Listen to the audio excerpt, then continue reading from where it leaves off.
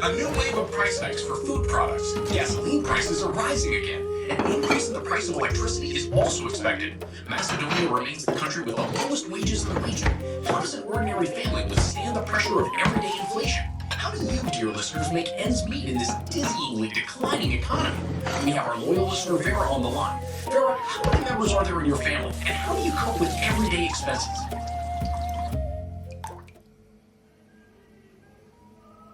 How much does one day of my own existence cost? 3 meals a day cost around 300 dinars, as long as we have soup for lunch. A bit more on weekends when we have meat for lunch. My breakfast and lunch are mostly the same every day. Bread, spread, some fruit, cornbread, or something baked. 3 coffees a day, maybe a little locum or quince or fig jam. I make the jam myself, and I gather and dry the tea myself. My daily existence costs a little more on those days of the month, about 200 dinars extra. My hair removal routine costs 1 kilogram of sugar, 1 lemon, and a lot of nerves while I pluck the hairs from my legs and intimate area. Some days I cost nothing at all, because I don't feel like eating or drinking. On other days, I cost much more because I've allowed myself to buy shoes at the market or a blouse in my favorite colors: green, brown, and golden yellow.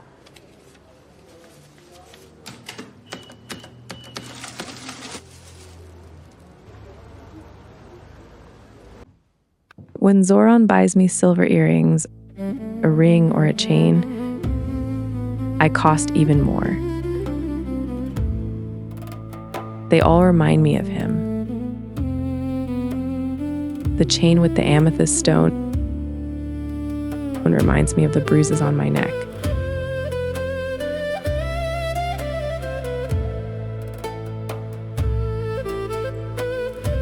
The ball-shaped earrings remind me of the bruises around the eyes.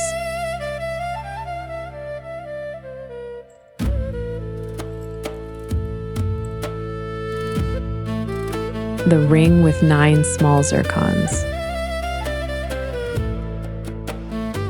reminds me of the fracture in my pinky finger.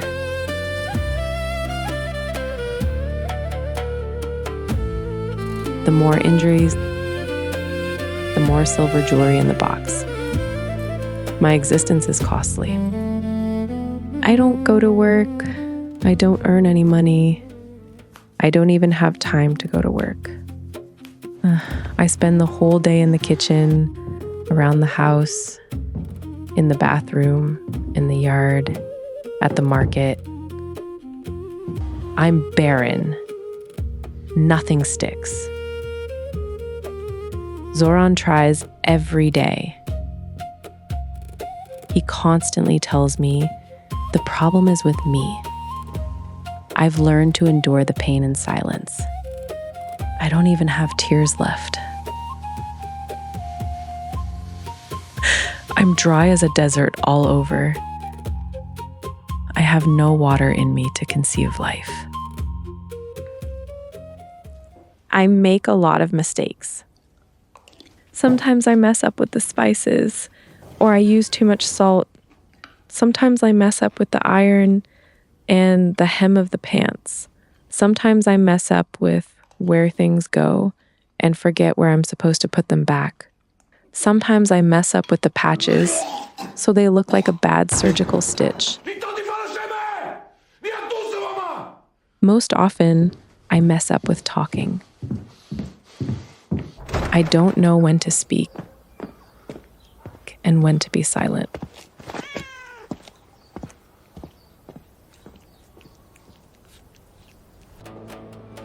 I read in a magazine that human eyes are a mirror of the soul. I don't know human souls because I never look anyone in the eye.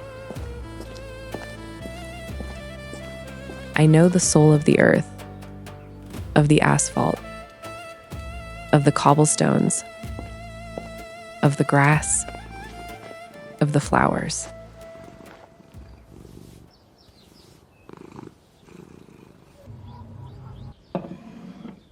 Zoran pays the price for my upkeep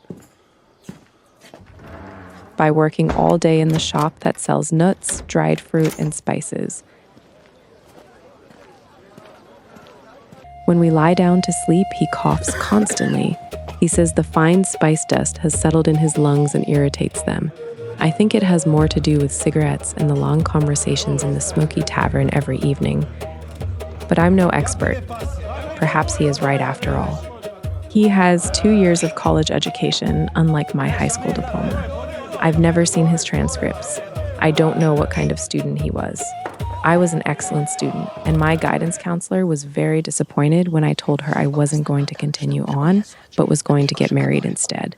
She even tried to talk my father out of it, but she quickly gave up when he looked at her over the thick lenses of his glasses. At least she tried. I've never argued with him. My mother's grave has long ceased to offer me comfort. I remember her less and less. I wish there was at least a picture on the tombstone. I wanted to get married. I didn't want to marry Zoran. I wanted to escape my father's house. Now I want to escape Zoran's house. I don't have many friends. All the ones I know live far from our house, and they're busy. Sometimes one of them will call me on the landline and we'll chat. I don't dare call them because that would increase my daily cost. Sometimes, when the weather is fine, on my way back from the market, I stop at the meadow, overgrown with poppies.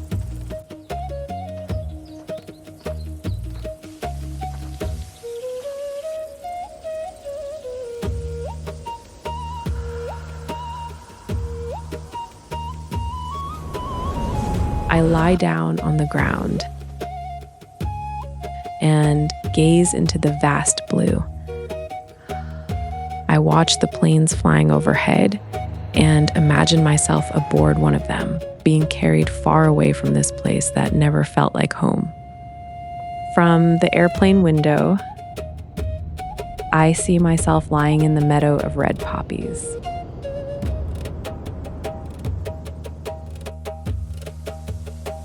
Which slowly fade away, transforming into blue water that gently ripples around me and carries me all the way to the canals of Venice.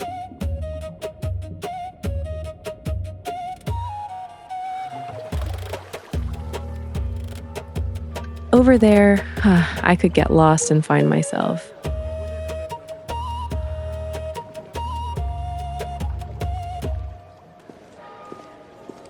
One day a year, during the carnival, when everyone is in disguise, I could be me.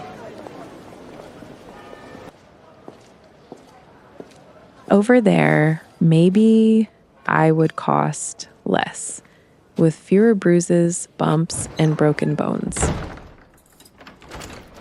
Another Zoran could work less to earn and pay for my daily existence.